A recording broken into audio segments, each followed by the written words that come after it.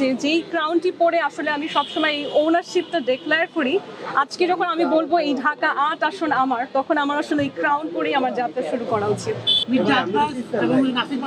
কেন ওনাদের ওজন কি 100 কেজির ওপরে? এত হেভি তারা কি করে হলেন? It's time to start a healthy diet, না? এত হেভি হওয়া উচিত না। জি, নারীর রাস্তা সবসময় হচ্ছে পুরুষ আমার থেকে 2 কদম আগে এবং আমাকে 2 কদম পেছন থেকে আমার দৌড় শুরু করে তাকে পরাজিত করে সামনে যেতে হবে।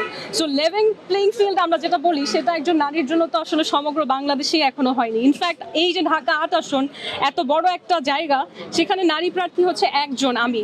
এখানে যে অন্য কোনো নারী সাহস করে সামনে আসেনি, এটা দিয়ে তো আমরা বুঝতে পারি লেভেল প্লেইং ফিল্ড এখানে নেই। তবে ইনশাআল্লাহ আমার একটা বিশাল লক্ষ্য হচ্ছে, আল্লাহ যদি সহায়ক হয় এবং জনতা যদি আমাকে সমর্থন করে এবং আমি ঢাকা ৮ আসনের সংসদে বসতে পারি, 5 বছর পরে যে নতুন ইলেকশন হবে সেখানে আমার 2টি দাবি থাকবে।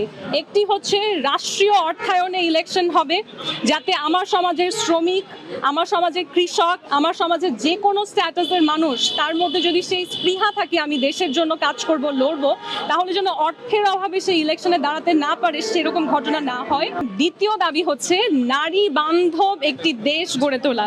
ভবিষ্যতে ঢাকা ৮ আসনে আমি শুধু একজন নারী না, আমি আরো অনেক নারীর অংশগ্রহণ দেখতে চাই।